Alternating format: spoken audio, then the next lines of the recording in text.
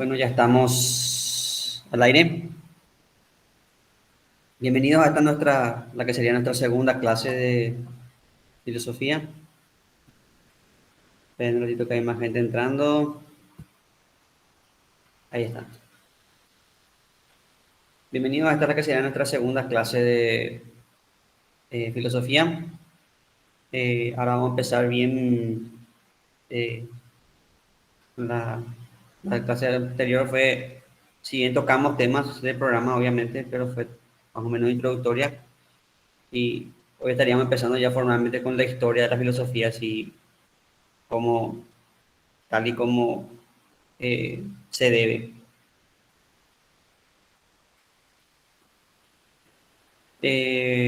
Como creé la clase anterior, los enlaces van subiéndose en el aula.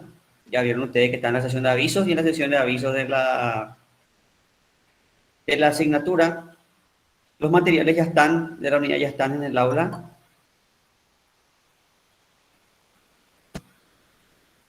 Acuérdense que tienen una bibliografía general y la bibliografía de la unidad.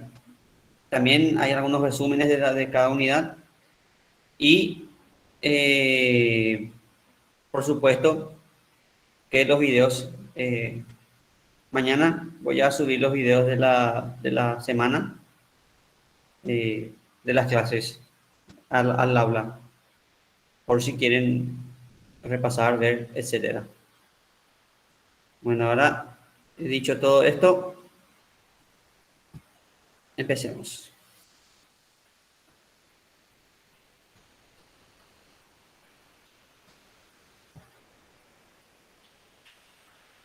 Ok, la clase pasada habíamos dicho que la filosofía empezó formalmente en Grecia. Sabemos que el ser humano siempre filosofa de toda la humanidad, pero la filosofía como tal empieza en Grecia. En Grecia empieza cuando se da el famoso paso del mitos al logos. ¿Qué es este paso del mitos al logos? Nosotros ya habíamos hablado en la clase anterior de los tipos de conocimiento. Conocimiento mítico, el vulgar. Bueno, el mitos al logo es básicamente cuando la sociedad deja de explicar las cosas por mito y empieza a buscar explicaciones racionales. Este paso se da con, el primero que da este paso es Tales de Mileto, del que hablaremos posteriormente. Eh, pero primero, este paso no es que se da de una sola vez, sino que es un proceso, como todo, paulatino. Para llegar a Tales existen varios antecedentes. Como ustedes saben, las sociedades, esto ya vimos en la clase pasada, siempre explican las cosas a través del mito. Cuando el humano ve un fenómeno que no puede comprender, explica con el mito.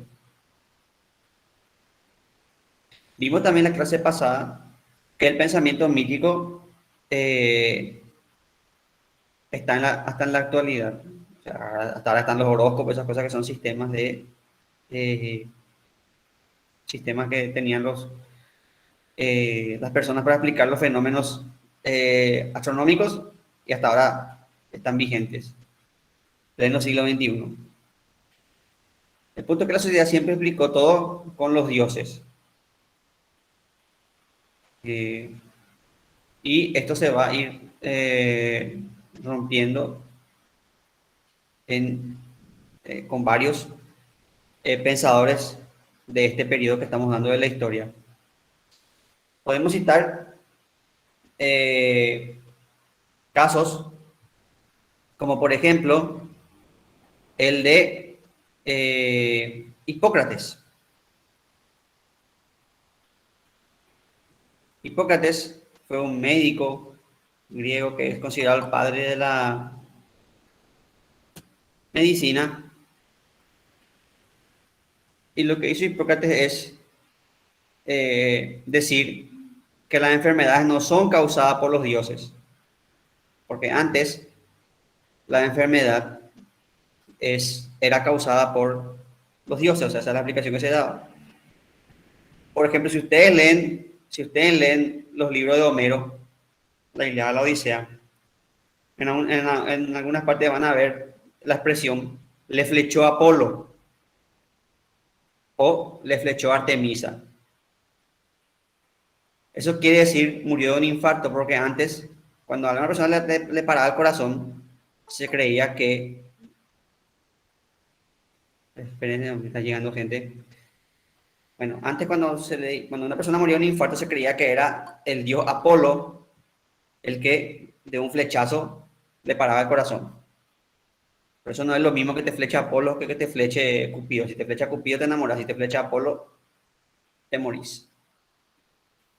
Entonces esa era la aplicación de los griegos cuando una persona moría de un infarto, decían le flechó Apolo. Y si ustedes leen la Ilíada y la Odisea, van a encontrar esa expresión. Pero Heródoto, perdón, ya me estoy adelantando. Hipócrates, eh, Hipócrates dijo, no, las enfermedades no son causadas por los dioses, sino que son causadas por desequilibrio del cuerpo. Entonces, se establecen así la teoría de los humores, se establece la teoría de los humores de Hipócrates. Hipócrates decía que el cuerpo tiene 4 humores: sangre, bilis amarilla, bilis negra y ¿cuál es el otro fluido? Sangre, bilis amarilla, bilis negra. El punto es que había 4 y que cuando esos fluidos de tu cuerpo se desequilibran, exactamente, flema. Gracias, Ana. Sangre, flema, bilis amarilla, bilis negra. Entonces, cuando vos, por ejemplo, te ponías muy nervioso o muy rabioso, tu cuerpo acumulaba mucha bilis negra y te enfermaba, por ejemplo. O cuando comías mal, eh, tu cuerpo se desequilibraba y te enfermabas. Y el desequilibrio entre esos humores era el que producía la fiebre. Entonces, por ejemplo, el dolor de cabeza por un desequilibrio en la sangre, creían ellos. Entonces, así sucesivamente. Hoy sabemos que esta teoría es desacreditada científicamente, pero es importante porque fue la primera explicación racional de la enfermedad. El primero que dijo, no, no son los dioses, es algo del cuerpo. La enfermedad es cosa del cuerpo, no de los dioses, fue Hipócrates. Aparte, Hipócrates sentó las bases de la medicina, porque el juramento hipocrático es algo que hasta ahora se aplica en la medicina. O sea, incluso la ética médica de Hipócrates sigue vigente. Por eso Hipócrates es importante. Otro ejemplo que les voy a dar es el de Heródoto de Halicarnaso. Heródoto es considerado el padre de, y esto es importante para los que van a seguir historia, no sé si hay alguien que va a seguir historia acá, es el padre de la historia. ¿Por qué Heródoto es el padre de la historia? De la ciencia histórica. Porque fue el primero que en sus relatos omite a los dioses. Volviendo otra vez a Homero, la explicación de Homero de los conflictos eran los dioses. Acuérdense que la Ilíada, y esto se demostró por expedición arqueológica en el siglo XIX, la Ilíada narra una guerra que ocurrió de verdad.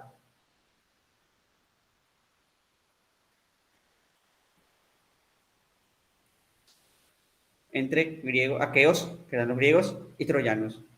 Pero lo que no es verdad en la Ilíada, que si ustedes leen la Ilíada van a ver que los dioses bajan, que los dioses se pelean. Y esa era la forma de hacer historia, entre comillas, antes de Heródoto.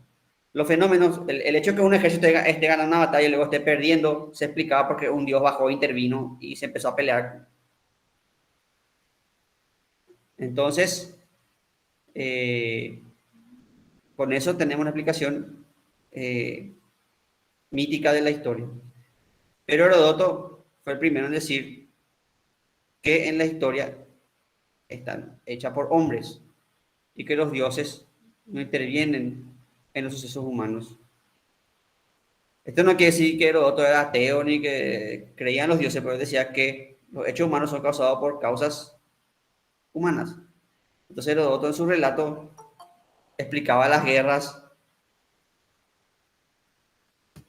sin necesidad de explicar la guerra por los dioses. Porque si vos lees a Homero, hasta la causa de la guerra es por culpa de los dioses. Según Homero, la Ilíada es porque hay un conflicto por una manzana que la diosa de la discordia dejó. ¿Quién levantó la mano? Nadie. Ah, bueno, pero pensé que vi una mano. Entonces la diosa de la discordia dejó una manzana y se pelearon, que era que decía para la más hermosa, y tres diosas, Hera, Afrodita y se pelearon por eso. Entonces deciden que Paris decida, Paris, el hijo del rey de Troya, decida quién es.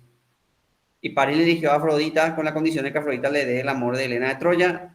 Paris le rapta a Helena de Troya y eso causa la guerra de Troya, porque Helena era la esposa de Menelao, que era el hermano de Agamenón.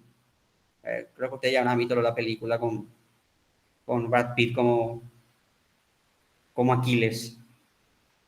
Entonces, el punto es que los dioses son las causas, pero Heródoto dijo no, la historia es narrada son hechos humanos y él narraba desde la perspectiva humana sin la intersección de los dioses.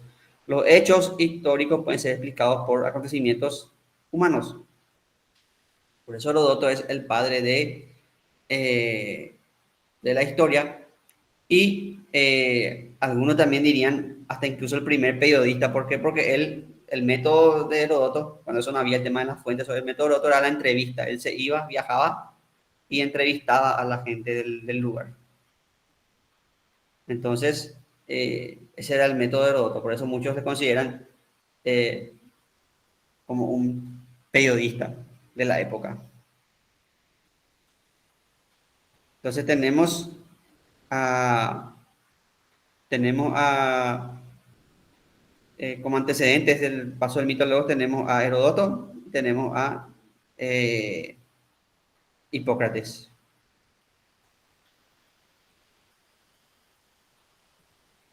¿Por qué decimos entonces que Tales fue el primero filósofo el que rompió con este esquema?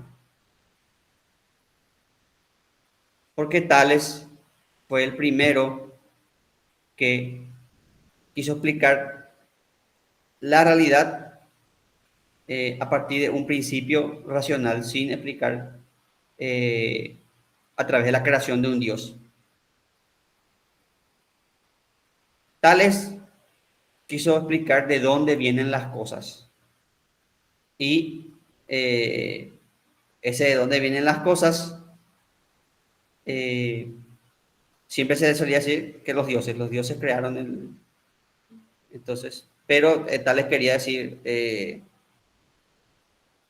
quería explicar de dónde viene todo sin explicar con los dioses. Y acá quiero aclarar una cosa, algo importante. Los griegos, y esto que se les quede claro, los griegos no tenían el concepto de creación. ¿A qué me refiero con esto? Para nosotros que fuimos criados bajo la enseñanza del cristianismo, eh, Dios crea las cosas a partir de la nada. Pero el griego no tenía ese concepto. Para el griego la realidad es eterna, no puede. Para el griego, esto vamos a ver más tarde, vamos a ver cuando veamos los pensadores griegos. Para el griego no puede existir la nada. La nada no puede existir, siempre tiene que haber, siempre tuvo que haber algo, entonces el universo es eterno. Pero ellos buscaban el principio, el elemento constitutivo de las cosas. Y esta explicación de dónde vienen todas las cosas, de dónde surge esa realidad eterna, cuál es el principio de esa realidad eterna, es lo que inaugura el periodo de la filosofía que se conoce como periodo cosmológico. En este periodo todos los filósofos buscan eh, el origen de las cosas.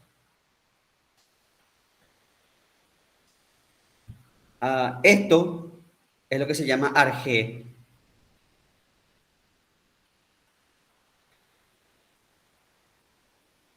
Ustedes van a encontrar este tema del arjé, van a encontrar de varias formas, escrito en varias formas, así que no se asusten porque depende del libro que abran, pueden encontrar escrito arché, arqué, ahí tienen en la diapositiva, arché, arqué, arqué con K y E acentuada o arjé con J, que es el más común. Entonces, se puede escribir de muchas formas. Se puede escribir arché, arqué, arqué, hacer eje, areje, perdón, me dejé llevar. Eh, entonces, este es el elemento constitutivo. ¿Qué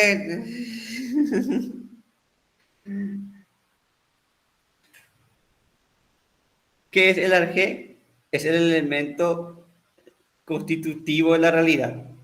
Es decir, aquello de lo que todo emana, de lo que vienen todas las cosas.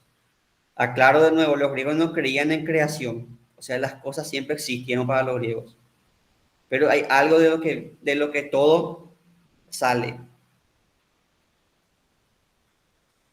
Entonces, el arjé es la realidad primera.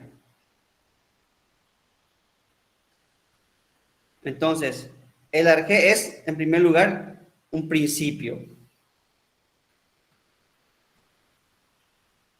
Es la primera realidad. Aquello de lo que todo deriva. Todas las cosas vienen de eso. Es también a la vez sustrato y fundamento. Es decir, de lo que están constituidas todas las cosas y que permanece inalterable al cambio. Voy a dar un ejemplo para que ustedes entiendan mejor. ¿Cuál es el sustrato de la limonada? ¿De qué está hecha la limonada?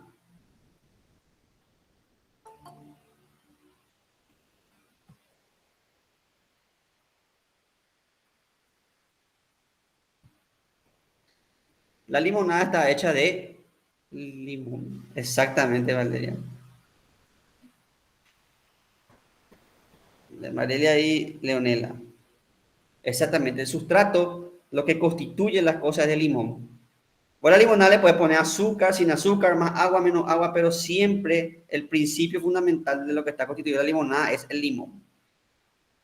Entonces el arjé no solamente es principio, sino que es el sustrato de lo que está, la realidad está hecha de ese elemento. Así como la limonada está hecha de limón.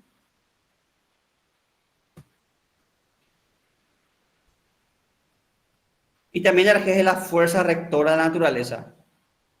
O sea, aquello que mueve, aquello que explica la realidad.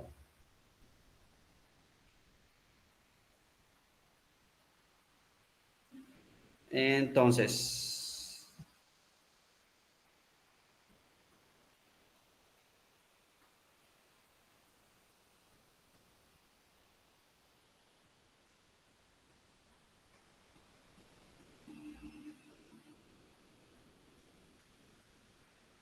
Profe, en esa última parte también se refiere al arjé, donde dice fuerza recta.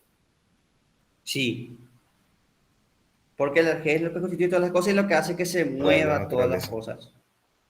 Es el corazón de la realidad, vamos a decir. Entonces acá tenemos un cuadro, creo que no se entiende muy bien el cuadro, pero voy a ir explicando, así que no se preocupen. En la diapositiva, cuando ustedes están en la clase, la diapositiva. Entonces, el primero, perdón, ahí se ve otra vez. El primer filósofo es, por eso tal es el padre de la filosofía.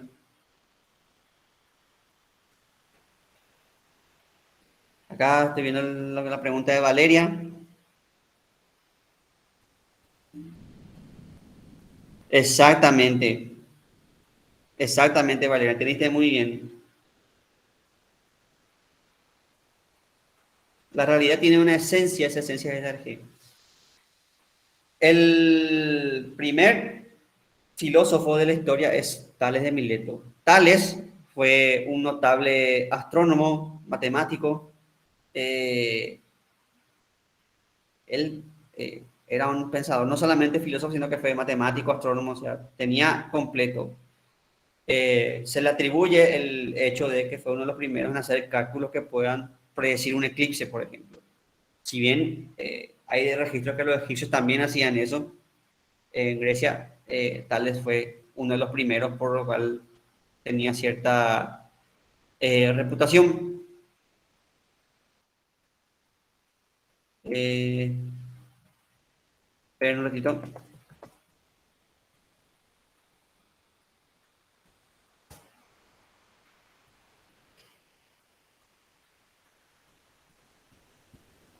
Tales también fue, matemáticamente, el aporte fue que Tales fue el que inauguró el teorema de Tales. El teorema de Tales establece que vos podés calcular, en un momentito,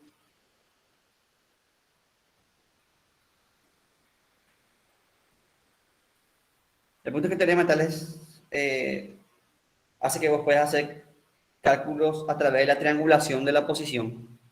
Y es lo que permite, por ejemplo, que las personas con los midiendo, por ejemplo, la estrella polar y el nivel del mar puedan tener un ángulo.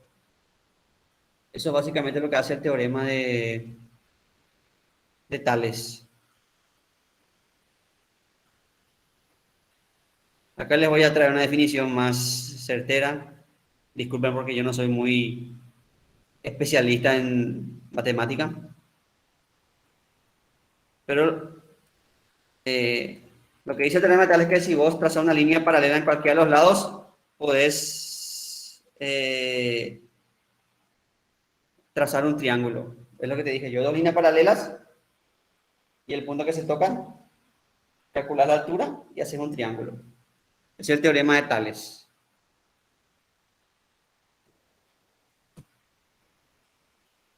Entonces, Tales tiene aportes en la matemática, eh, en todo. Tales es una persona muy curiosa, demasiado curiosa y muy... Hay varias anécdotas de él. Una anécdota sostiene que él un día estaba paseándose por la calle de noche, contemplando el cielo estrellado.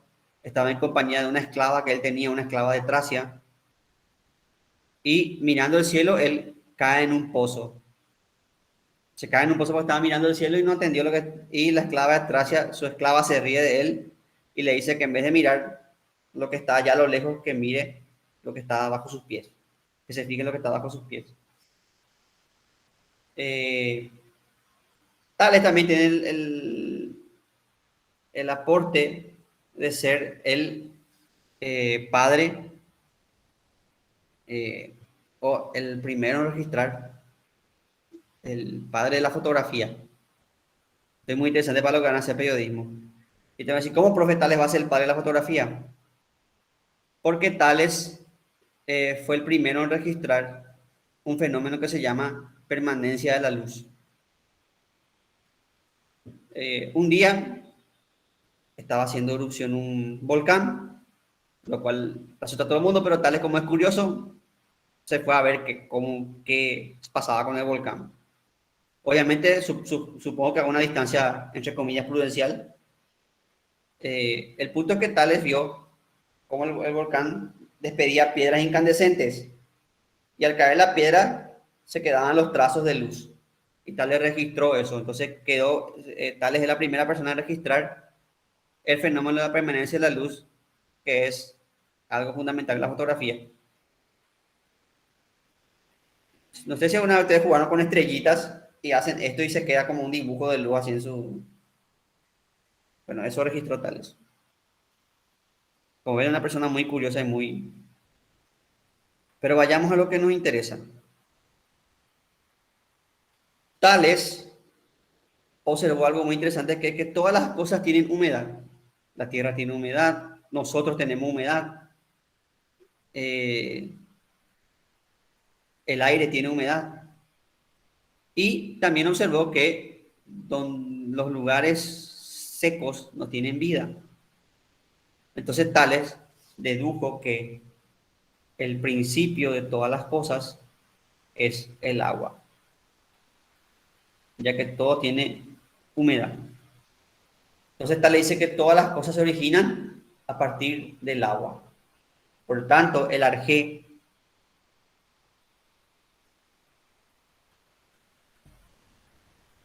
ahora voy a procurar ampliar. A ver, a ver, a ver. Ahí.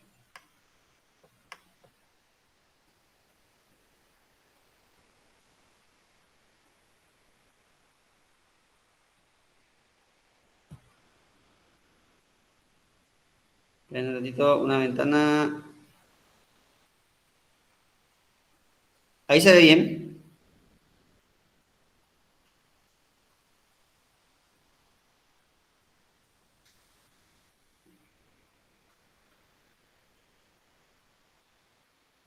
Sí, profe. Bueno, Tales además decía que el agua es el origen de la vida. Por eso, para Tales, el origen de las cosas, el arjé era el agua. Tales también hablaba de una concepción que se denomina ilozoísmo, que es que todo el universo está lleno de vida, todo está lleno de espíritu, decía Tales, o como en su expresión, todo está lleno de dioses. Es una concepción parecida a la que tenían, por ejemplo, nuestros indios guaraníes, que es que las plantas tienen su espíritu, que los animales tienen su espíritu, que la naturaleza tiene sus espíritus. Entonces, todo está lleno de vida, todo está lleno de dioses, decía Tales. Para que vean que no es que los pensadores griegos eran todos ateos y todo, sino que eh, eh, a pesar de que trataban de explicar, o sea, eran religiosos también, pero trataban de explicar las cosas racionalmente, no diciendo un Dios creó. Entonces, acá está el,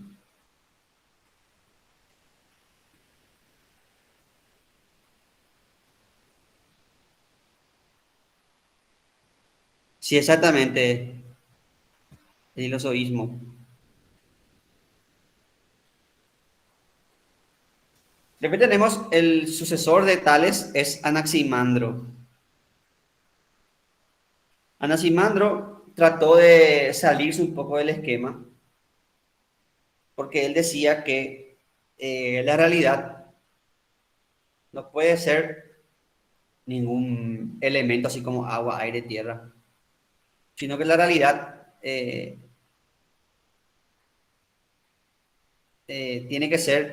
tiene que venir de una mezcla de todo, como una especie de sopa primordial donde estaban contenidas todos los elementos. Y a eso le llamó apeirón. Apeirón significa lo indeterminado. En un principio, decía Anaximandro, todo el universo estaba mezclado. Todo el universo estaba mezclado en una especie de sopa, caldo primitivo llamada peirón. Ese caldo primitivo fue separándose por contrarios, lo frío y lo caliente, lo seco y lo húmedo, lo claro y lo oscuro, y así sucesivamente, hasta que se creó la realidad como la conocemos.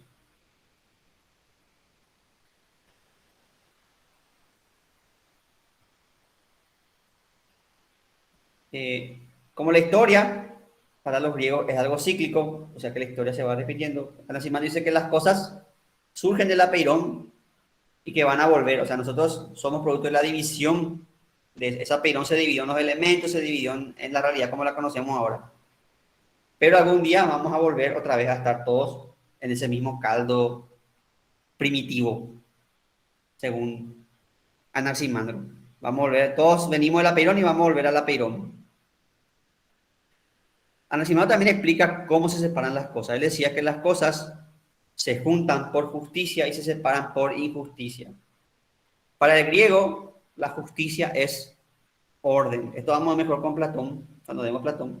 Pero tiene que entender usted que para el griego la justicia es algo ordenado.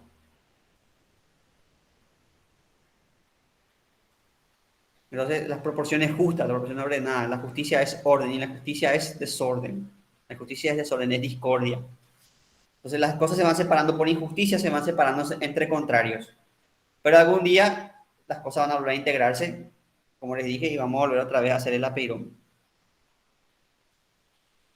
Otro aporte importante de Anaximandro es que él, y estos pocos libros de filosofía mencionan, no sé por qué, porque es un aporte importante. Anaximandro fue el primero en elaborar una teoría de la evolución, el primero que conocemos, ¿verdad? Que elaboró una teoría de la evolución. Anaximandro, inspirado en su maestro, quizá en su maestro antecesor, Tales, él decía que la vida surgió en el agua, porque acuérdense que Tales decía que el Tales observó que donde hay agua hay vida, o sea, a lo que a nosotros nos parece obvio, pero entonces eso quiere decir que la vida surgió en el agua. Y Anaximandro decía que la vida surgió como formas de vida en el fango del lecho, de los lechos acuáticos, que de ese fango surgieron criaturas rastreras que después fueron peces. Esos peces después salieron a la tierra y de esos peces salimos nosotros. Entonces, y piensen que estamos hablando del siglo 7-6 antes de Cristo, muchos años antes de que Charles Darwin haga su teoría de la evolución. La pregunta es, ¿por qué entonces le damos a Darwin el mérito de ser el padre de la teoría de la evolución y no hablamos de Anaximandro? Porque Darwin, lo que hizo Darwin es comprobar de manera científica esa teoría. Cosa que no hizo Anaximandro, no tenía los medios ni tampoco no estaba lo suficientemente desarrollada la ciencia para eso. Pedro Darwin sí explicó la evolución a través de la teoría del método científico. Entonces Darwin es el padre de la teoría evolutiva. Pero Anaximandro, mucho antes que Darwin, ya elaboró un concepto de evolución. Después tenemos al sucesor de Anaximandro, que es Anaxímenes. A estos tres se le conoce como la escuela de Mileto, porque todos son de una colonia griega, que es Mileto. Ni uno es de Atenas, sino que todos son de eh, ciudades periféricas de Grecia, vamos a decir.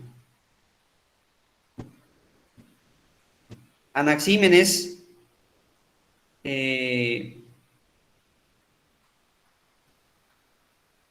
Anaxímenes habla de el primer principio como el aire, siguiendo los pasos de sus... Anaxímenes vuelve a la fórmula clásica y habla de un elemento clásico. Anaxímenes vuelve al tema con esto a lo tradicional, vamos a decir, y propone el aire. Pero ¿en qué innova Anaxímenes? ¿En qué se diferencia, por ejemplo, de Tales, además de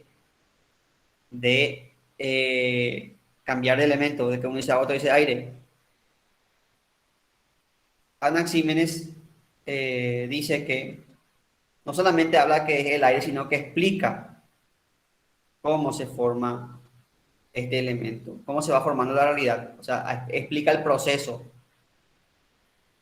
En así me dice, la realidad se forma a partir de dos procesos que se dan en el aire, la condensación y la rarefacción. La condensación es lo que pasa en el aire cuando el aire, el vapor se condensa y se convierte en agua. Anaxímenes habrá observado la humedad del aire y habrá dicho, esta humedad es aire que se convierte en agua. Entonces el aire se condensa, se convierte en agua. El agua condensada se convierte en hielo. El polvo del aire condensado se convierte en tierra. Entonces la tierra es aire condensado para Anaxímenes.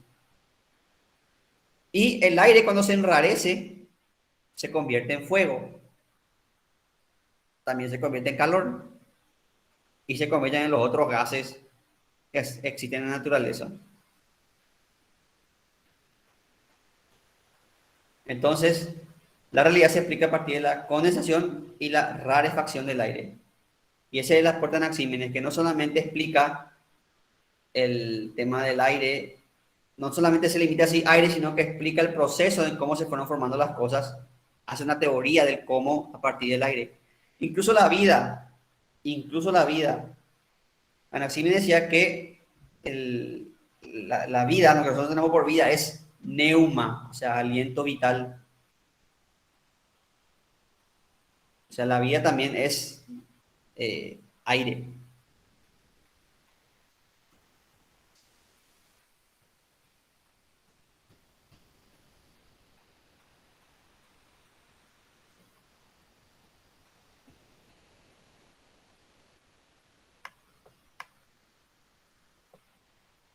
En un momento,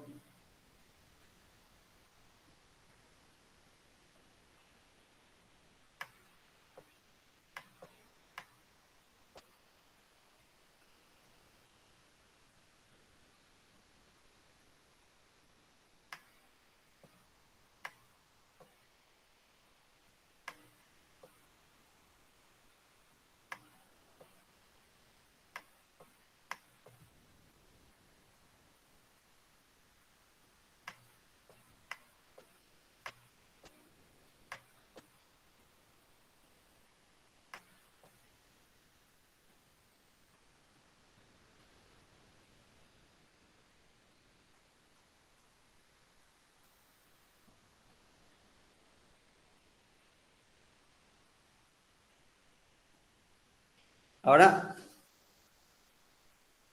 voy a dejar de presentar y a presentar otra vez porque es una ventana acá.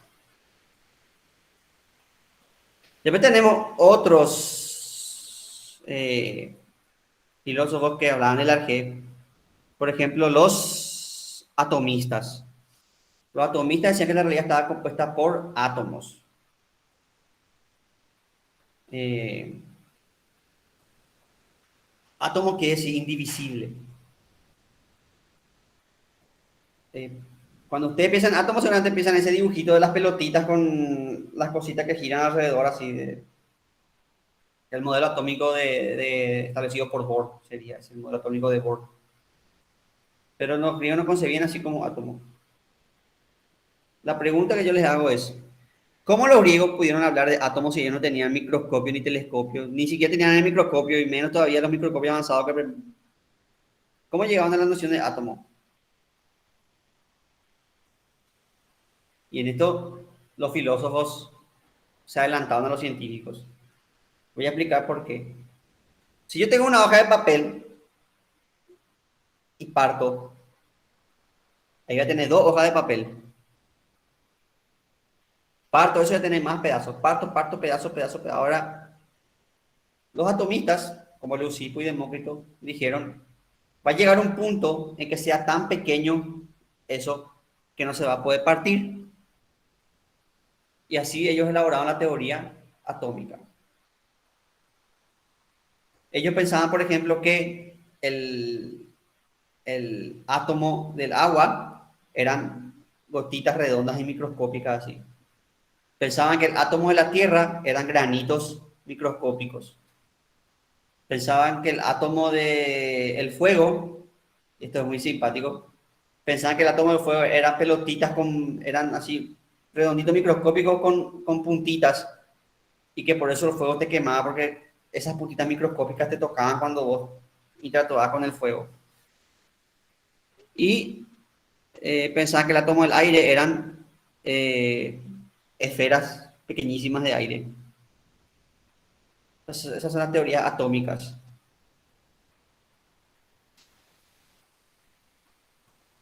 Después tenemos otros filósofos como por ejemplo eh, Empédocles, que fundó la teoría de las cuatro raíces. Esperen un momento, voy a disminuir otra vez esto. Ahí,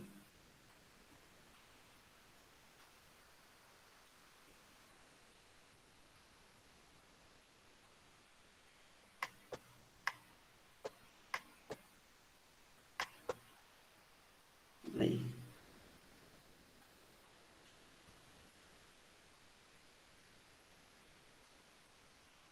Tenemos a Empédocles. Empédocles era un filósofo muy particular. Era muy particular porque él se creía un dios. Él tenía conocimiento de medicina y le curaba a la gente así, tipo Jesús. Hacía milagros, pero él ejercía medicina, entonces era médico y le curaba a la gente. Y él se creía un dios. Y él hizo la teoría de las cuatro raíces, o sea que el arjé eran los cuatro elementos. Él se fue por lo simple. La realidad son los cuatro elementos que se van juntando y separando y así se hace la realidad. Por ejemplo, el vapor es el agua más fuego y así sucesivamente. Entonces la realidad es la combinación de esos cuatro elementos que se llaman las cuatro raíces.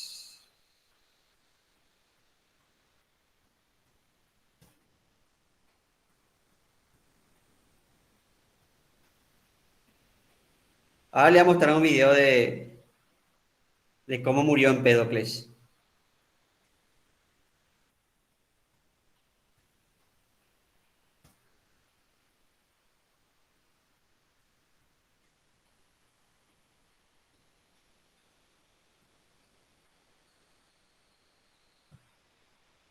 Le voy a mostrar un video de cómo murió, le voy a mostrar un video de cómo murió Empédocles. Cortito es.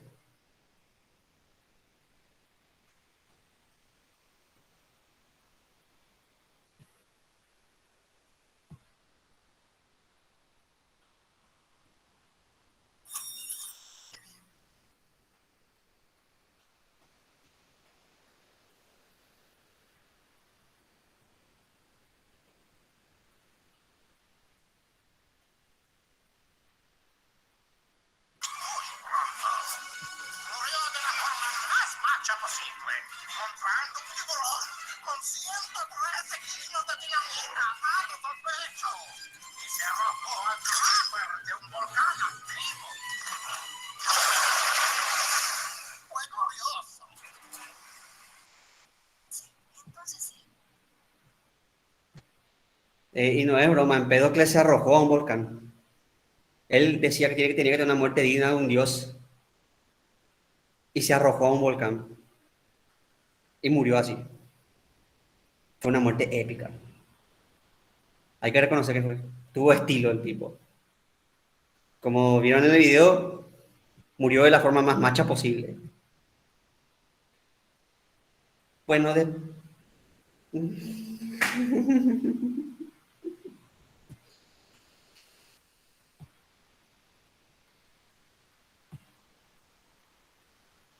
ahora,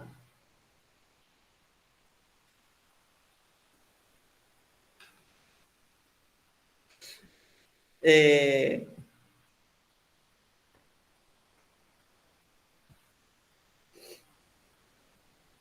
ahora, aparte de estos pensadores que vienen, el Arjé en los elementos, porque ustedes vieron que el Arjé siempre es un elemento, algo que es básico en la realidad, el agua, el aire, la tierra.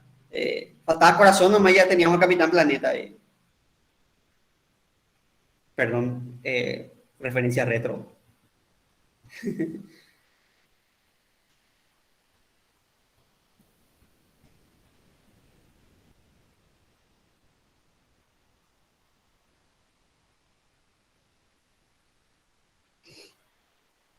Ah, esto es interesante. Yo no le considero, porque es más astronomía que Pedro. Sí, acuérdense que en este tiempo los filósofos no sabían la forma de la Tierra. Entonces, decían que era como un plato o como un disco. La teoría de la Tierra plana. ¿Por qué? Porque no se sabía, no había cálculos, no había eh, forma de medir la superficie de la Tierra y entonces la Tierra fue Entonces, siempre los, como lo decían, que era como un disco plano o como un plato. Esto cambió cuando, ¿cómo se llamaba este científico que midió la Tierra? No puedo creer que se me haya olvidado. Eh, pero un rato no puede ser que se me haya olvidado el nombre de este científico. No era Arquímedes. Eratóstenes, ¿no era, profe? Exactamente, muchísimas gracias. Eratóstenes, como no sé cómo se me olvidó. Eratóstenes fue el primero en medir la circunferencia de la Tierra con dos palitos. Él observó que en el pozo donde no reflejaba sombra. Entonces hizo un experimento, agarró un palo y midió el ángulo, o sea que sería cero. Y después viajó hasta Alejandría y puso otro palo y midió el ángulo que reflejaba la sombra. Con esos datos, él calculó, trianguló la distancia entre esos dos palitos y observó la curvatura y después completó el cálculo y midió la circunferencia de la Tierra. El experimento de Eratóstenes. En realidad, no calculó bien, falló por unos kilometritos, pero es una hazaña increíble de igual forma. Y no conforme con eso también, en base a ese mismo cálculo, y viéndola, calculó la distancia de la Tierra a la Luna. Entonces Eratóstenes fue un genio. Entonces hasta antes de Eratóstenes se pensaba que la Tierra era un disco o un plato, pero eh, con Eratóstenes ya tenemos la idea de que la Tierra es esférica. Eh, por eso eso que dice que en la época de Colón se creía la Tierra plana es básicamente mentira. En la época de Colón ya había incluso formas más exactas que en la época de Eratóstenes de medir la Tierra. Lo que se discutía era la distancia y el que ibas a encontrar si te tirabas a la mar, ¿verdad? Pero no, eso de la Tierra plana y Colón es eh, básicamente una exageración histórica. Muchas gracias por hacerme acordar de esa parte del programa.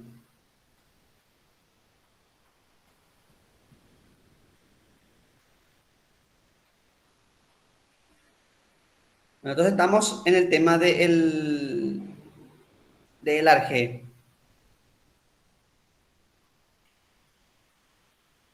El elemento constitutivo. Si bien, como le dije, todos pensaban en elementos, la tierra, agua, el que más o menos salió del esquema fue Anaximandro, que hizo una mezcolanza ahí, pero seguía estando dentro del pensamiento que el arjé era algo elemental, solo que él mezcló todos los elementos, no bien determinado, ¿verdad? Pero después hubieron pensadores que quisieron salir de la caja, que quisieron ver más allá. Y uno de esos fue Pitágoras. Pitágoras, en vez de buscar el arjé en el agua, en la tierra, en lo que sea, Pitágoras buscó el arjé en los números. El arjé es número. La realidad es, el elemento constitutivo de la realidad son los números. Todas las cosas tienen proporción, distancia y medida. Todas las cosas son medibles, entonces los números son es el elemento constitutivo de la realidad.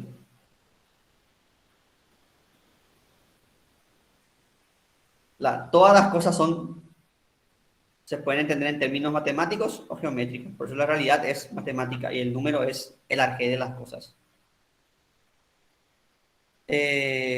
Los pitagóricos eran bastante... Pitágoras hizo una especie de escuela filosófica, pero mezclada con secta religiosa, porque era una escuela filosófica, pero tenían costumbres así tipo religión. Tenían su cosa de creencia, por ejemplo, ellos eran vegetarianos. Los pitagóricos tenían prohibido agarrar algo que se les cayó. Eso ya no es más de ellos. Si te cae, no es más tuyo. Eh, Creían en la reencarnación, entre otras cosas. Entonces, los pitagóricos eran una secta. Ellos decían que la realidad, como le dije, es número y que el universo es una armonía. El universo es como una especie de... No hace porque ya besó al diablo así mismo, Micaela. Ya es el diablo. Eh, Así como la música, ustedes ven que la música son una serie de notas que tienen una cierta frecuencia y que producen una melodía. Bueno, el universo es una melodía universal. Los planetas y los demás se mueven, por así decirlo, a una especie de un ritmo cósmico, vamos a decir. Y el universo funciona así. El universo funciona como una música, una proporción de cosas que producen un son armónico. ¿Cuáles son las ideas fundamentales del pitagorismo? Primero, la inmortalidad del alma. Esto los pitagóricos sacan de los egipcios. Y los egipcios ya lo han sacado de antes, ¿verdad? Pero los primeros que hablaban que tenemos registrado, que hablaban fueron los egipcios. Hay dibujos de egipcios así de un tipito acostado y un pájaro, así que vamos a decir, el muerto y su alma, vamos a decir. Los pitagóricos creen que el alma es inmortal. Es decir, el alma, una vez que vos morís, tu alma permanece. Pero a diferencia de los cristianos, no es que el alma va haciendo la diferencia, sino que el alma transmigra. Es decir, reencarna. Los pitagóricos creen en la reencarnación. Tu alma, cuando vos morís, vuelve a reencarnar en otro ser. Y puede ser humano o puede ser otra cosa. Por eso los pitagóricos eran vegetarianos. Porque imagínate vos estás comiendo un pollito y es tu abuelo que se murió fallecido y vos estás comiendo el pollito ahí. Ellos creían que el nivel en el reencarnar dependía de la purificación de tu alma. Si vos te desprendías de lo material, tu alma reencarnaba en algo elevado. En cambio, si vos te apegabas a lo material, tu alma al añorar la materia se pegaba en cualquier cosa que había, entonces podías reencarnar en una cucaracha, ¿no? Entonces vos tenías que purificar tu alma eh, para poder reencarnar en algo como un humano, algo elevado, vamos a decir, si no reencarnabas en algo inferior. Los pitagóricos creían también en la concepción cíclica de la historia. ¿Qué es la concepción cíclica de la historia? Que la historia es un suceso de ciclos. La historia se repite. Esto es normal en el mundo griego y en el mundo antiguo. Todos los pensadores creían que la historia era una serie de ciclos. No solamente griegos, sino por ejemplo están los hindúes también que tienen el tema de eh, los ciclos de creación y destrucción. Entonces, la historia es una serie de hechos que se repiten bajo diversas maneras. Las guerras se repiten.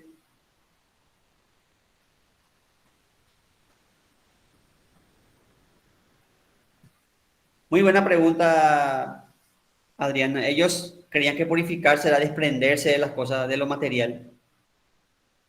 Porque lo que le va a tu alma es que vos... La metempsicosis es la reencarnación.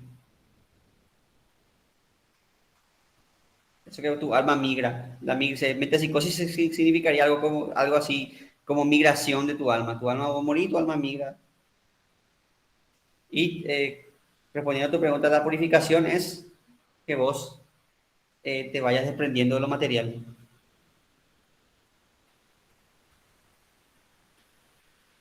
Por supuesto tenemos la concepción, volvemos a la concepción cíclica de la historia. La historia es una cosa de sucesos que se repite.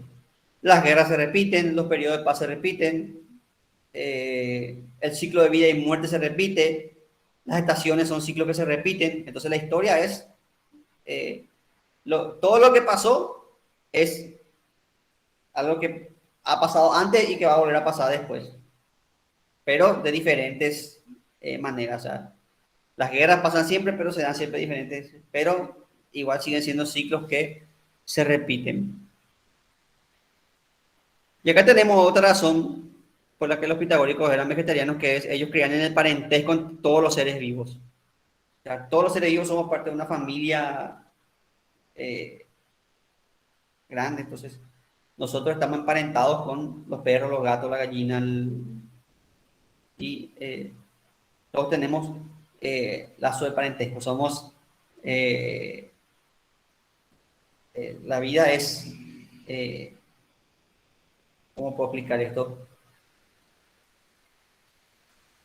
La vida es una condición de hermandad, vamos a decir. Entonces, vos, al estar vivo, eh, sos igual al perro, al gato. Entonces, eso hace que todos los seres vivos estemos parentados en el universo. O sea, por eso también ellos son vegetarianos, porque el perro es, eh, el perro es como una especie de pariente tuyo. Entonces, ellos crean en el parentesco de todos los seres vivos.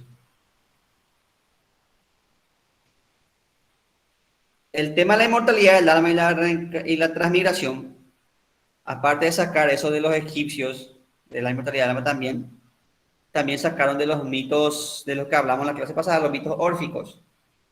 Supuestamente una de las cosas que Orfeo observó es que las almas reencarnan. Y obviamente Orfeo observó que las almas eran inmortales. Entonces, los mitos órficos, como vimos, influyen en la filosofía.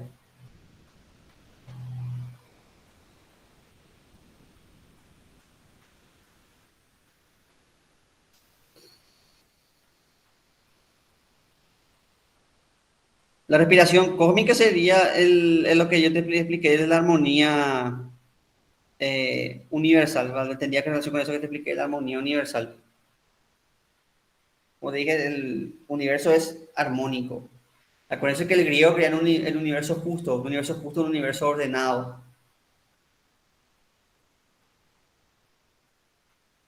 Entonces se asociaba eso con el tema de la respiración. Entonces todos, nosotros tenemos, nuestro corazón tiene un ritmo, nuestra respiración tiene un ritmo, la rotación de los planetas tiene su ritmo, las estaciones tienen su ritmo. Entonces es como una gran sinfonía tocada por diferentes instrumentos.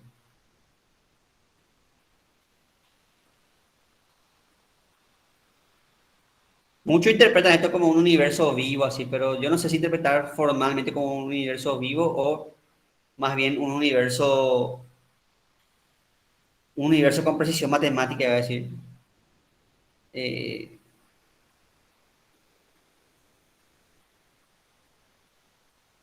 Como ustedes saben, en la orquesta, eh, cada, cada conjunto de instrumentos tiene su ritmo, los violines, los vientos, entonces, y el director de orquesta coordina ese.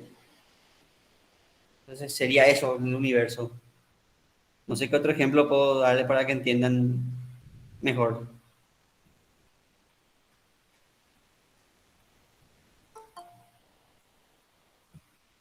Sigue llegando gente.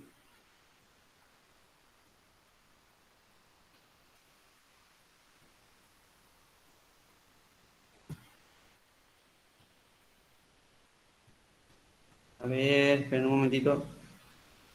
¿Qué pasó acá? No puedo.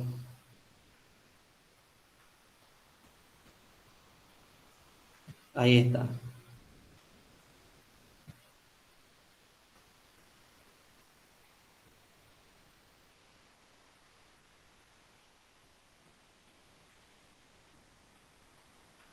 Otro que pensó fuera de la caja, aparte de Pitágoras, fue Parménides.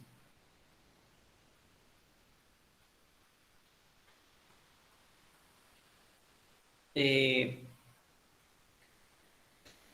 ¿Qué decía nuestro amigo Parménides? Parménides se dio cuenta de algo que a usted le va a parecer básico, pero se dio cuenta de que las cosas son.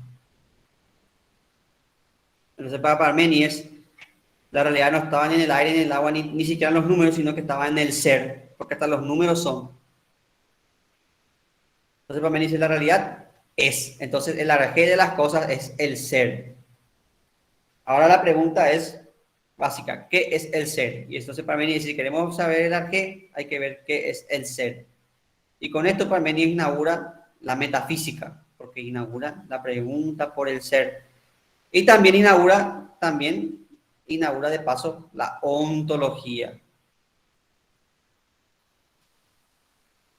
Entonces Parménides parte de un principio básico, que es el siguiente. El ser es y el no ser no puede ser. Suena como un trabalengua o como algo obvio. Pero lo que básicamente quiere decir es que nosotros podemos concebir el ser, pero no podemos concebir el no ser.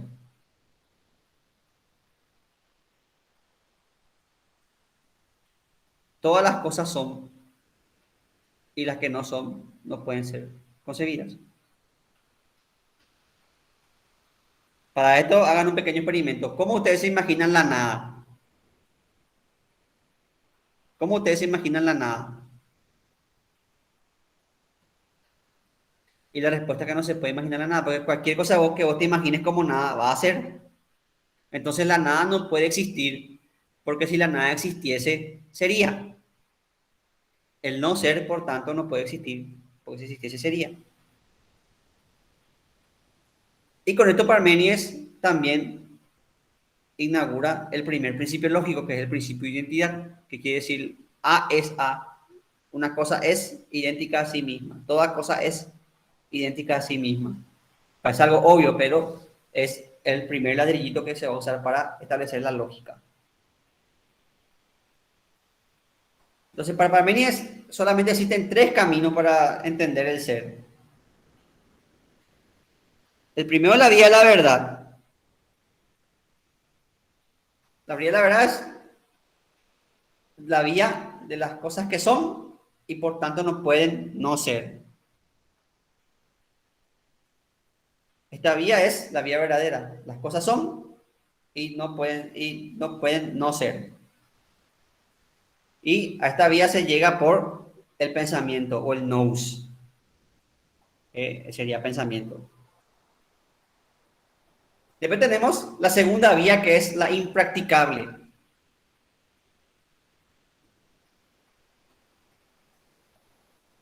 La segunda vía es de las cosas que no son. ¿Por qué está bien impracticable? Porque como vimos, el no ser no puede, como vimos, perdón, el ser, el no ser no puede ser, porque si fuese, sería. La nada no puede existir, por eso es impracticable la vía del no ser.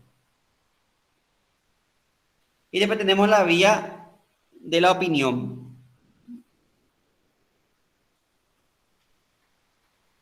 que es la vía de las cosas que son y no son. Y a esta vía llegamos por los sentidos. Nosotros vemos que la realidad está en constante cambio, que las cosas van siendo y no siendo. Por ejemplo, si vos dejas un pedazo de hielo unos tiempos en la temperatura ambiente, ese hielo va a ser hielo ahora, pero después no va a ser, ya va a ser agua, va a ser otro, ya va a dejar ese hielo para hacer agua.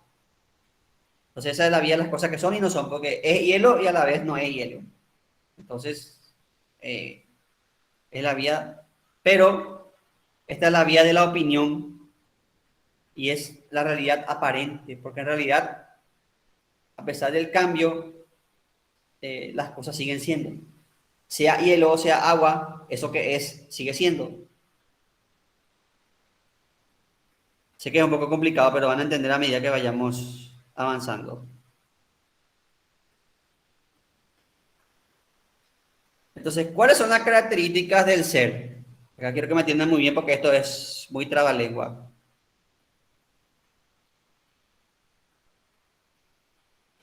Primero, el ser es uno, es único. Solo puede existir un ser. No puede existir más de un ser. Solamente puede existir un ser. Porque todo lo que existe es. Yo soy, vos sos, esta pizarra es, esa pared que está acá atrás mío es. Todo es. ¿Por qué no puede existir más de un ser? Porque si yo tuviese acá un ser uno y acá un ser 2, esto también sería. Entonces formaría parte del ser. Entonces, no puede existir, solo puede existir un ser porque todo es, el ser abarca todo. Entonces no puede existir. Si existiese otra cosa, otro ser, eso también sería. Entonces sería lo mismo, entonces sería otra vez una cosa otra vez. Entonces el ser es uno.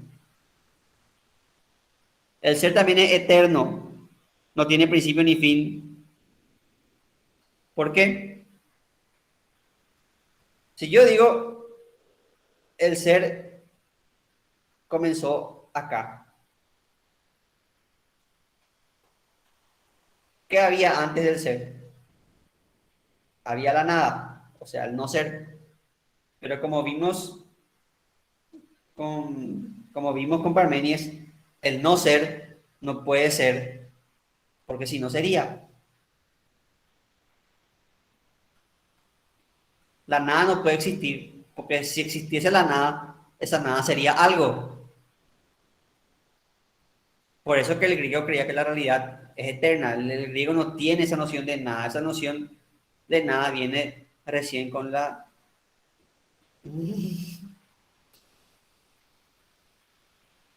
Esa noción de nada viene recién con la religión cristiana. Entonces, ¿qué hay antes del ser? No puede haber nada. No, si vos decís que hay nada antes del ser, eso que hay también sería. Y lo mismo que hay, que va a haber cuando termine el ser, no puede. Entonces, el ser es eterno.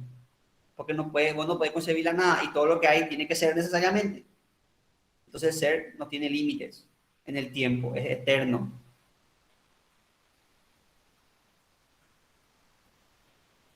El ser también es inmutable. Y esto vamos a ver que va a causar conflicto después.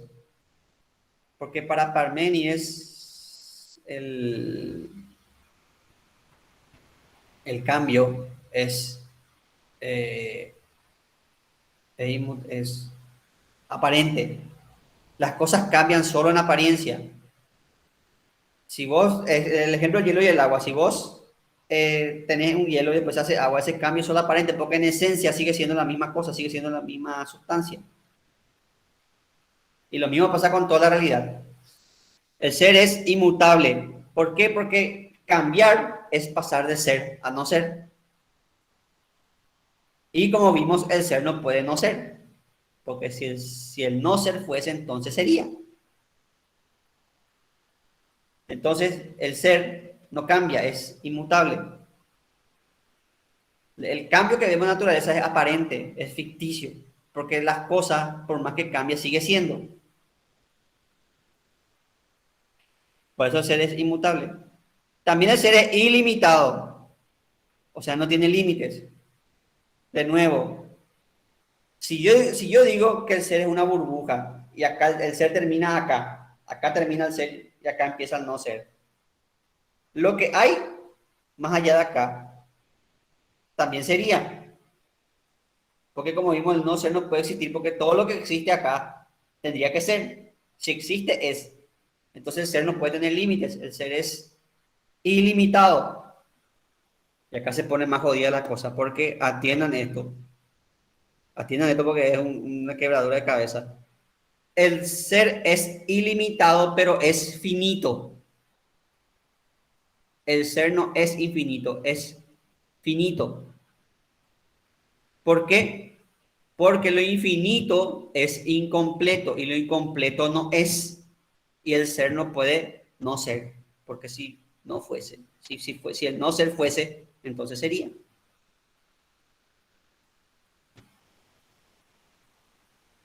Sí, sé que rompe coco, pero voy a dar un ejemplo. Vamos a poner ejemplo.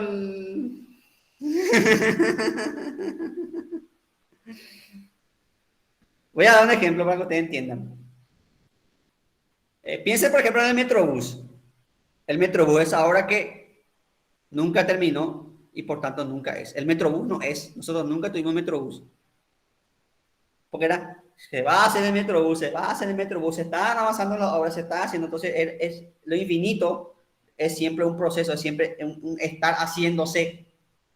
Y por tanto, lo que se está haciendo no es. El Metrobús es algo infinito que nunca termina de hacerse y por tanto nunca es. Por eso el ser no puede ser infinito. El ser tiene que ser ilimitado porque no puede tener, no puede tener límites, porque todo lo que más allá hay límite también sería. Pero es finito porque el ser no puede ser incompleto.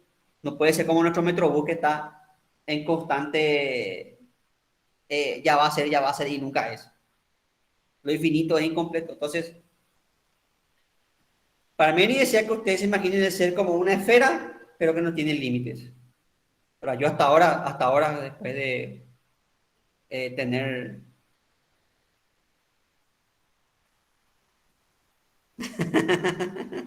las curvas de Mann.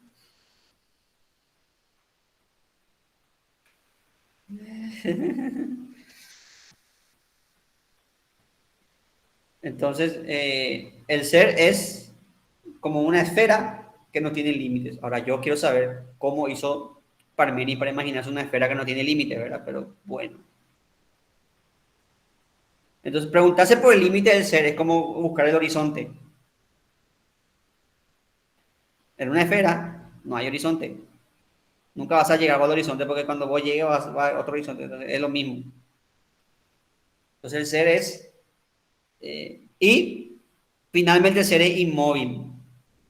Obviamente el ser es inmóvil porque abarca todo. ¿Dónde vos te vas a mover si abarcas todo, si sos todo lo que existe? Por tanto, el movimiento también es aparente.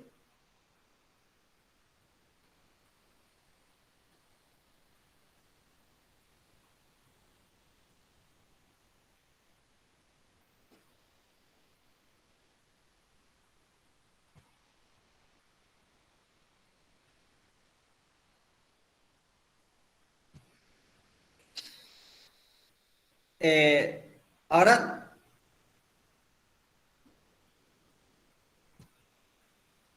tenemos al contrario de Parménides, que es nuestro amigo Heráclito. Así como nosotros tenemos Cerro Olimpia, Argentina tiene Boca River, en filosofía griega existía la concepción de Parménides y Heráclito, o sea, eran los dos partidos. Así como Parménides decía que la realidad es y que el cambio era algo aparente, Heráclito era todo lo contrario. Heráclito decía que la realidad no es y que lo único que es el cambio. Para Heráclito la realidad está en constante movimiento y por eso las cosas viven negándose. Las cosas viven no siendo. Ustedes, por ejemplo, eran estudiantes de colegio. Ahora no son más estudiantes de colegio, son cursillistas. Después van a no ser cursillistas, van a ser estudiantes. O sea, están en constante cambio, están no siendo constantemente. Excepto esos que son eternos alumnos de facultad, esos sí son partidarios para mí, que siempre se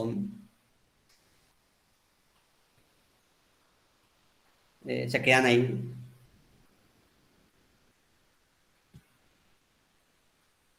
Sí, exactamente.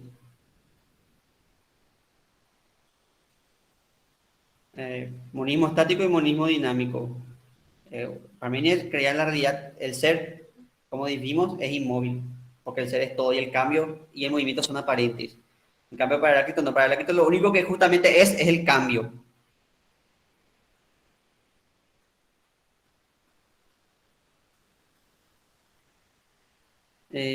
La realidad va cambiando constantemente. Entonces, tenemos lo que se llama el problema del movimiento. Vamos a profundizar con este problema. Entonces, para Heráclito todo fluye. Toda la realidad es un constante devenir, todo fluye. Por eso él decía, su frase famosa es, nadie puede bañarse 2 veces en el mismo río, porque el río no es el mismo cuando vos salís y te metes otra vez. Ni vos sos el mismo, ni el río es el mismo. Porque voy a ser unos segundos más viejo y el agua ya fluyó. Entonces ya no es más la misma agua que estaba cuando vos entraste a bañarte por primera vez. Conclusión, para Heráclito somos todos puercos y no nos bañamos porque nunca somos los mismos cuando nos bañamos. Mentira, lo que quiere decir Heráclito es que la realidad va constante cambio y nunca somos los mismos que éramos hace unos segundos, ni hace unos minutos, ni hace...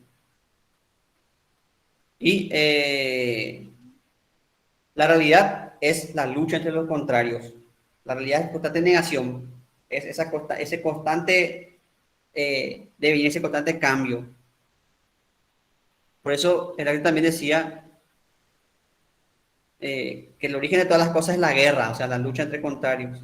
Lo cálido, lo seco, lo frío, entonces, porque es constante cambio. Entonces, la realidad es pasar del calor al frío. Entonces, siempre es un constante calor, frío, o es mojado, seco, o es... Acá ya va a empezar en el chat la guerra, team verano, team invierno. Entonces, la realidad es constante lucha entre principios contrarios. Por eso la guerra es el origen de todas las cosas. Ahora bien, Heráclito creía que el cambio no era algo azaroso, sino que era algo ordenado. Porque ustedes ven que de la semilla de la semilla sale árbol, y ustedes ven que del huevo de gallina, no sale un tiranosaurio rex. Por eso el cambio tiene un orden. El cosmos es un orden, no es que un día va a ser verano y el día siguiente va a ser otra vez verano, otra vez. O sea, se dan en un orden, ese cambio se da en un orden. Y a ese orden Heráclito le llamaba logos. El logos es una inteligencia cósmica, el orden y medida del mundo. O sea, es la ley del cambio. Ese cambio se da, y a eso él le llamaba logos.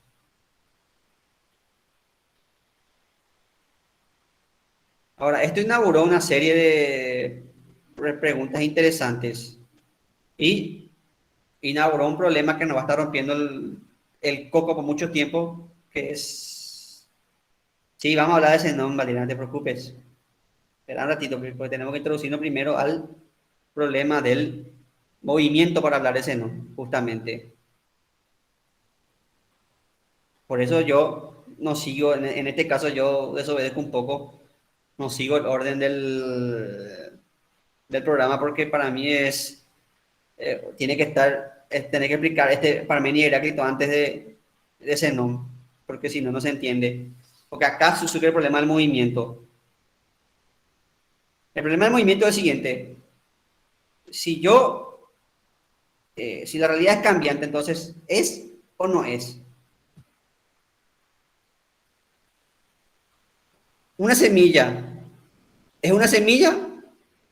Si una semilla se convierte en un árbol, ¿esa semilla qué es? ¿Es una semilla? ¿Es un árbol?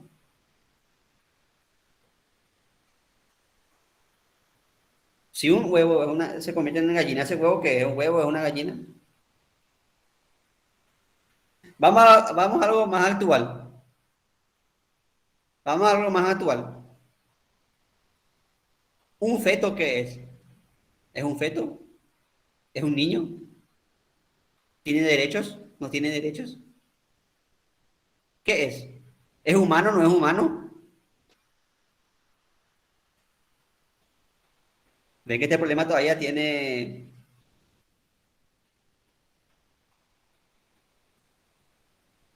Otro problema, otro problema es... eh, si ustedes siguen las series de Marvel, ustedes habrán visto en WandaVision que se soluciona una paradoja que se llama el barco de Teseo. ¿Alguno te escuchó hablar del barco de Teseo?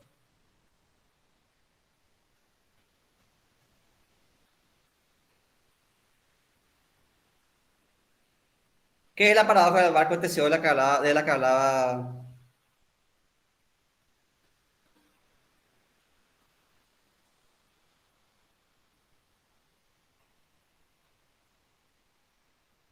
Acá está la discusión, se está poniendo interesante. Se está poniendo interesante la discusión. Pero vamos a dejar eso para después. Vamos a hablar primero de la paradoja de Teseo. Supuestamente el barco de Teseo, Teseo que era un héroe griego, un héroe ateniense, se conservó. Y para conservar lo que hacían en el barco es, cuando se fundía una madera, cambiaban por otra. Entonces llega el punto en que todas las maderas del barco fueron reemplazadas. Y la pregunta ¿es el mismo barco o es otro barco ya? ¿Sigue siendo el barco de Teseo o no sigue siendo el barco de Teseo?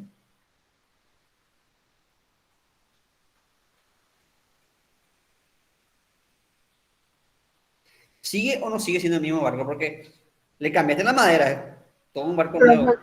en ese caso, al momento de cambiar la tabla, ya no sería más el mismo barco. O sea, al momento de cambiar la primera tabla ya no estaría siendo el mismo barco que fue antes. Bueno, vamos a dar otro ejemplo para que, si yo pierdo un brazo, ojalá que no me pase, ¿verdad? Pero si yo pierdo un brazo y me cambia por un brazo metálico así, ¿voy a seguir siendo yo o no voy a ser más yo?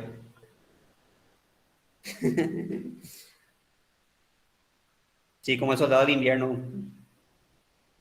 ¿Voy a seguir siendo yo con mi brazo metálico o no voy a seguir siendo yo? Sí, Sí, Bueno, y si además de un brazo pierdo un brazo y una pierna, ¿voy a seguir siendo yo? y sí, antes. claro que sí. Y si me pasa lo que le pasa a Robocop, que me balancean así y me construyen todo un cuerpo robótico. Y seguía haciendo él porque tenía su conciencia. ¿Y qué entonces tengo que perder para dejar de ser yo? Su Y esencia. tu conciencia. O sea, si me doy un golpe en la cabeza y pierdo todos mis recuerdos, no recuerdo nada, ¿voy a seguir siendo yo o no voy a ser yo? Y depende. Sí, yo Porque creo que sí. físicamente seguís siendo vos, pero mentalmente ya no sabes qué onda, no sabes quién sos. Exactamente.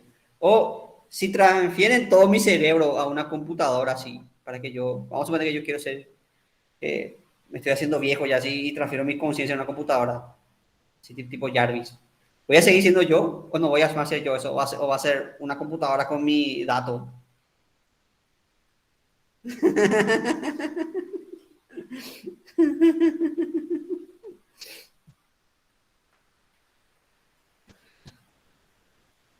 Bueno, la próxima clase hablamos de DC, no te preocupes. Entonces, ¿qué tengo que hacer? ¿Qué es lo que hace que yo sea yo?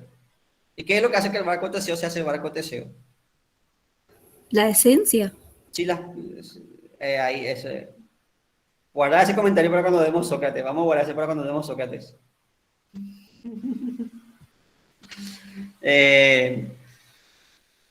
Sí, es lo mismo. Volviendo al tema del feto, y acá vamos a entrar en polémica, si pueden pelearse en el chat si quieren. Si un feto es, vos si no es humano, entonces ¿desde cuándo es humano?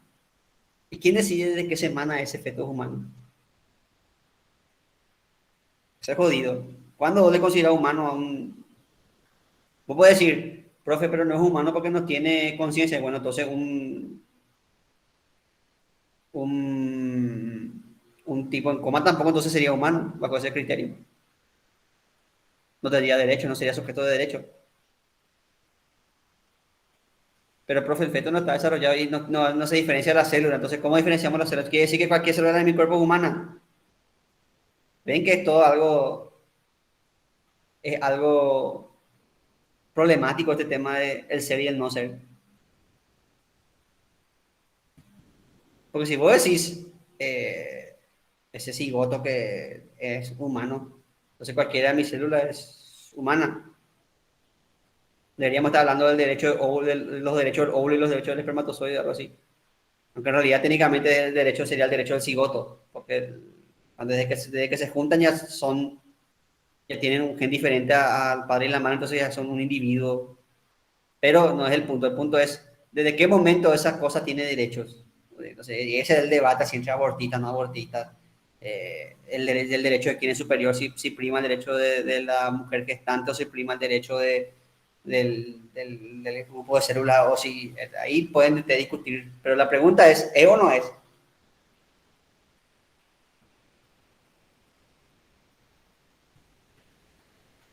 Es porque no pueden no ser, así como dijiste. Todo es.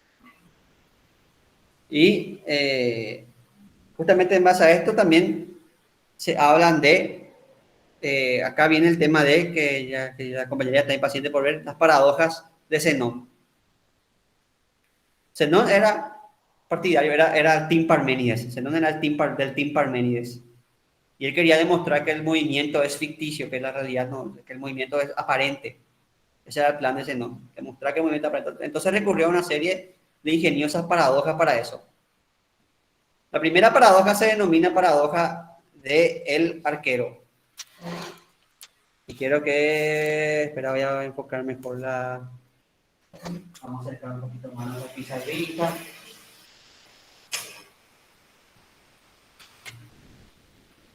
Vamos a dibujar acá. Este es mi arquero. Y acá está su blanco. Y esta es su flecha. Y acá hay una distancia de 5 metros, poner. Se puede ver bien mi... Ah, no se puede ver bien. Ahí se ve bien. Lo que tiene que hacer el arquero es ir de acá, la flecha, y de acá a acá. Entonces, Zenón decía, para que la flecha llegue acá, tiene que haber una distancia de 5 metros. Pero para llegar a 5 metros, la flecha primero tiene que llegar a 2,5. Pero para llegar a esa distancia tiene que cubrir la mitad de esa distancia. Pero para llegar a esa distancia tiene que cubrir la mitad de esa distancia.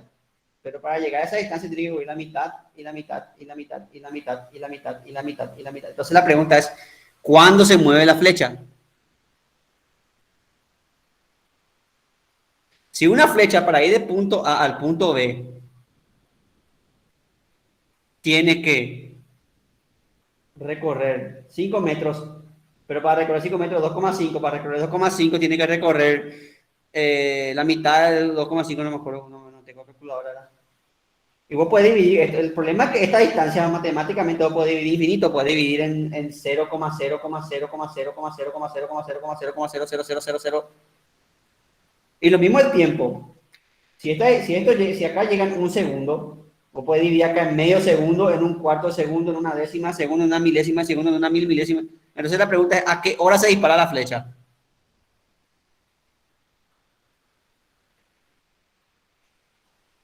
Pero ¿cuándo inicia su movimiento? Si para moverse del punto A al punto B tiene que moverse en 0, ¿cuántos segundos?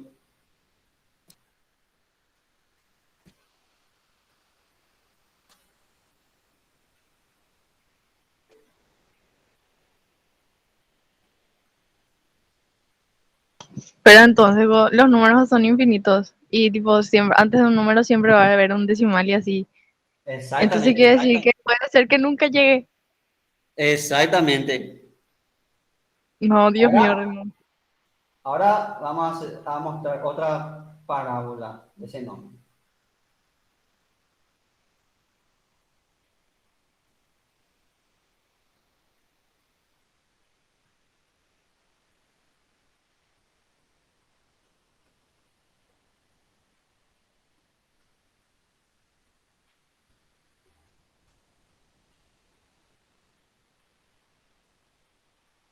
Este es nuestro amigo Aquiles.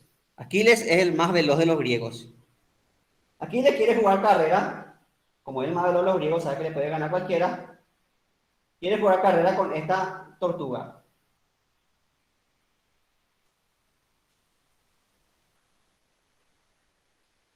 Ahí está. Aquiles quiere jugar carrera con esta tortuga. Pero Aquiles le dice a la tortuga, como yo soy más pro, para que veas que soy bueno, yo te voy a dar una ventaja de 20 metros. Entonces empieza la carrera.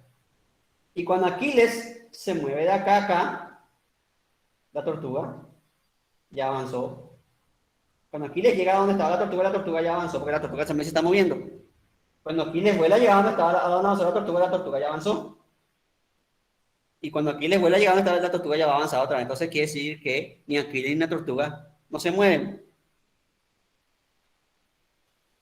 Porque Aquiles está acá y la tortuga está acá. Cuando Aquiles llega acá, la tortuga ya avanzó acá. Y cuando Aquiles llega acá, la tortuga ya avanzó acá. O sea que ocupan siempre la misma distancia, profe. Y ahí si pensás bien, vas a pillar la trampa de la paradoja.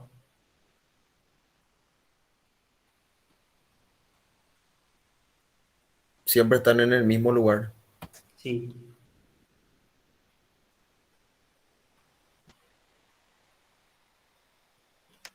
Ahí.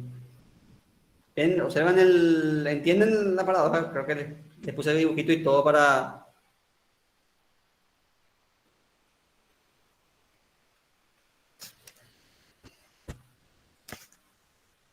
El punto es que Aquiles nunca, porque cuando está acá, ahí.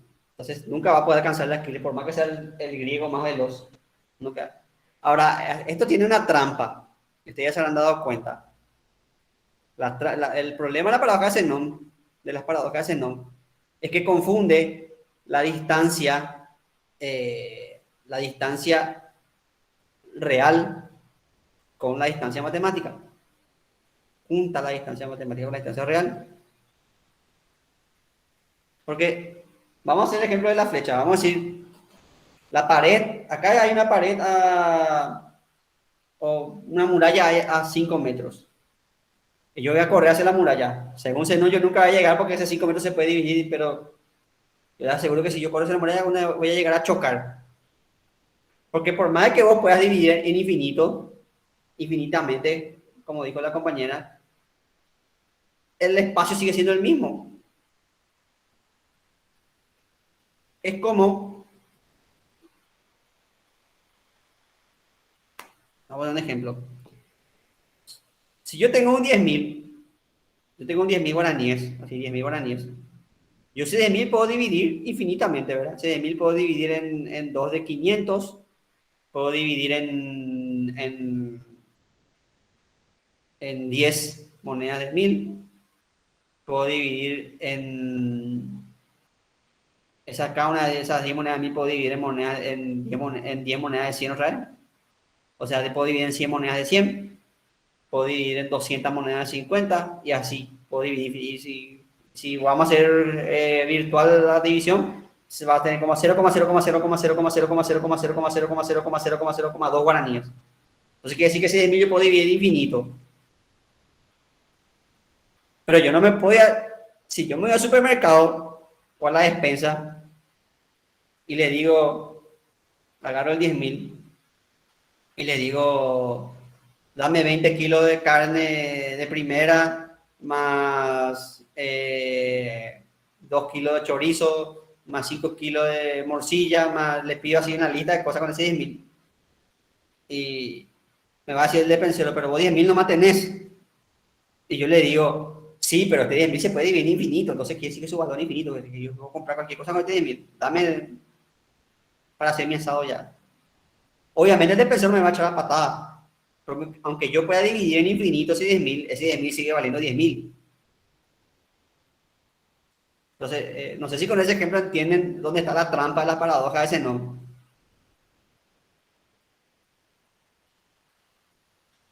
Ese no es como dijiste, es eterno, pero es finito a la vez. Vos podés dividir infinitamente numéricamente, pero la distancia sigue siendo la misma.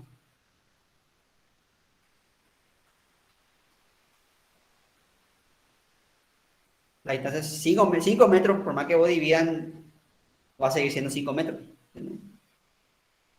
Y ese es el problema de la paradoja de Zenón. Y también el tema con nuestro amigo Aquiles y nuestra tortuguita, ahí están los dos, es que Zenón no tenía en cuenta la velocidad diferencial. Aquí la tortuga, para que aquí la tortuga tenga que irse, no tenga que encontrarse nunca, la velocidad tiene que ser constante. Pero si Aquiles corre a 50 metros y la tortuga corre a 2 pasos, o sea, evidentemente Aquiles se va a adelantar y le va a alcanzar a la tortuga.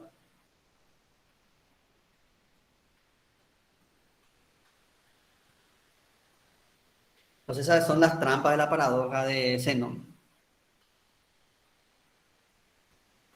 Y eso es lo que se conoce como el problema del movimiento.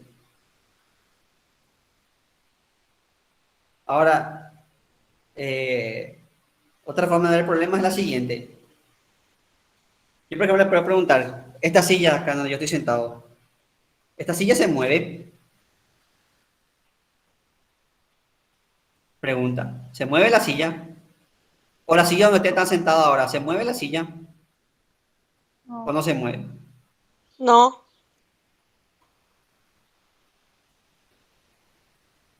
¿Se mueve o no se mueve? Bueno, yo puedo decir, yo te puedo decir, por ejemplo, que como la Tierra está rotando, y de hecho está rotando a varios kilómetros por hora,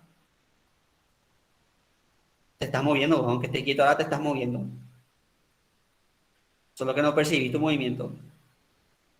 O sea, la silla se está moviendo. Ahora, si yo pudiese parar, detener todo el movimiento de los planetas, si yo dijese alto y todo parase así, esa silla se seguiría moviendo.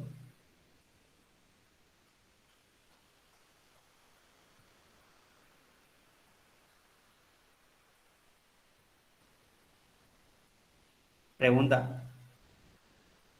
Si la Tierra dejase de girar, quedase quieta así, ¿la silla se seguiría moviendo? Si se detiene el desplazamiento de la Tierra, creo que sí, bro. Yo les digo que sí se seguiría moviendo la silla.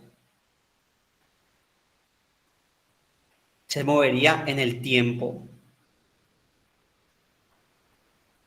Porque todos nosotros viajamos en el tiempo. Tal vez sea imperceptible, pero esta silla, al igual que nosotros, al igual que nos vamos deteriorando con el tiempo. Nosotros vamos envejeciendo, y no es para desalentarles esto, es solamente un hecho de la vida. Vamos envejeciendo segundo a segundo, y la silla también se va envejeciendo segundo a segundo. Entonces, esa silla está en constante movimiento. La diferencia es que para los partidos, para el team Parmenides, ese movimiento es aparente. En cambio, para el team Heráclito, ese movimiento es, de hecho, la realidad.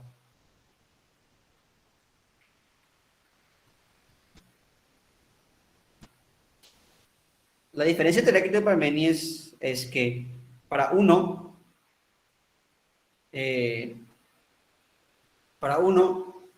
el hecho de que sea una gallina, un huevo que se convierte en gallina, y la gallina que ponga otro huevo que también se convierte en gallina, es para Parmenides, eso sigue siendo, o sea, sigue el ser. Tanto la gallina como el huevo, como el huevo que puso la gallina, son. En cambio, para Heráclito es no ser, o sea, la gallina se niega. Porque a medida que vos vas cambiando, vas no siendo. Entonces la gallina va a estar no siendo constantemente. En cambio, para Parmenides ese cambio es aparente. Este problema del movimiento se va a dar a lo largo de todo el pensamiento griego. Y voy a darle ya un pequeño adelanto. El que va a solucionar este problema es Aristóteles. Así que si quieren saber la solución del problema, esperen hasta la clase de Aristóteles, que falta todavía. Pero ese es básicamente, con esto nos introducimos al problema de movimiento, que va a ser lo que va a llevar a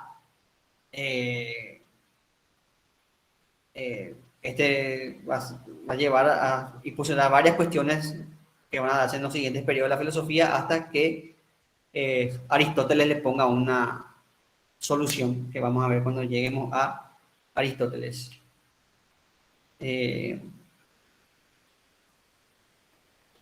Con esto termina el periodo cosmológico de la filosofía, el periodo que se dedicaba a la reflexión del universo, y vamos a llegar a pasar a la siguiente etapa, que es el periodo antropológico, que es cuando dejamos de preocuparnos del universo y nos preocupamos más por el hombre.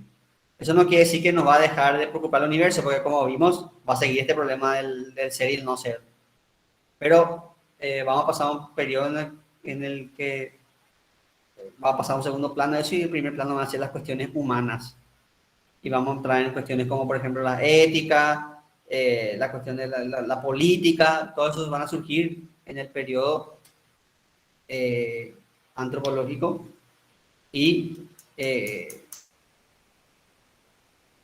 están los grandes sistemas filosóficos, que son los de Platón y Aristóteles.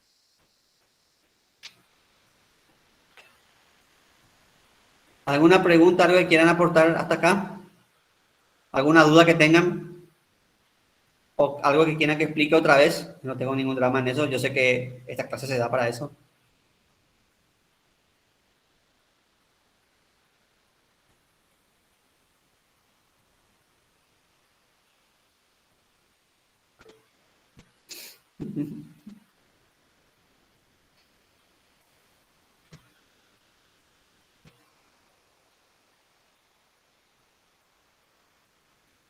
Ok.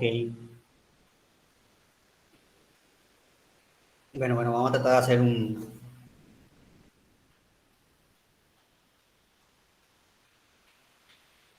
para cerrar la clase, vamos a hacer un pequeño resumen. Bueno, al inicio de la filosofía se buscaba el elemento constitutivo de las cosas. Y se buscaba a través de los elementos, el agua, el aire, el fuego.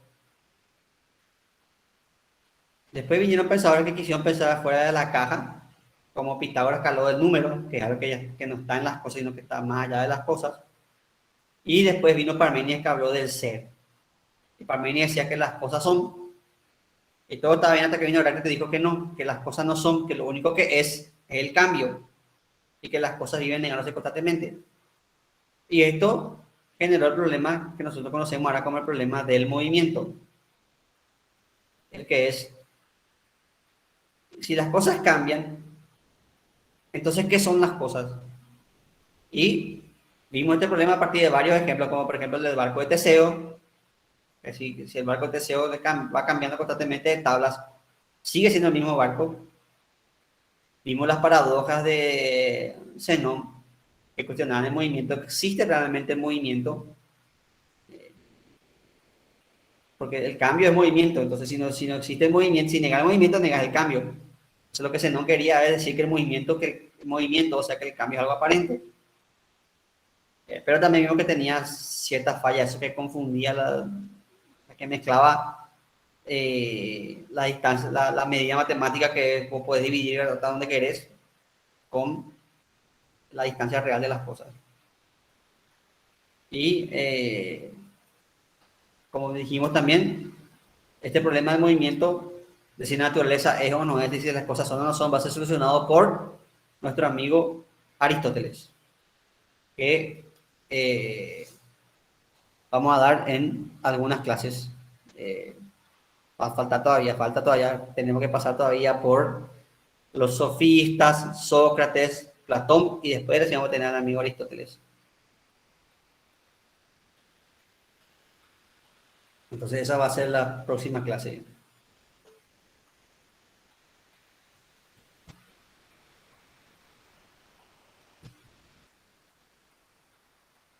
¿Cómo se te va a presentar en el examen? En el examen, si no me recuerdo, en el antepasado, pusieron así como el monismo dinámico era, o si no te pueden poner, las paradojas no pretendían, y ahí la respuesta va a ser negar el movimiento.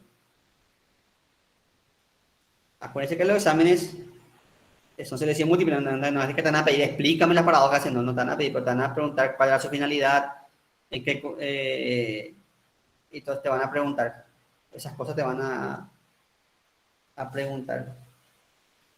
¿Qué es el monismo dinámico? ¿Qué es el monismo estático? El monismo dinámico es el movimiento, y que el ser, el no ser, el movimiento. El monismo estático es que el ser es y está ahí, y el no ser no puede no ser. Eso así te puede preguntar en el examen. Con respecto a los pitagóricos, te van a preguntar sobre las principales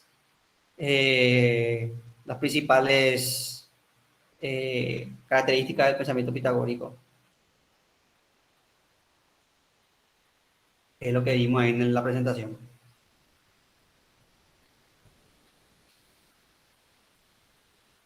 ¿Alguna otra consulta?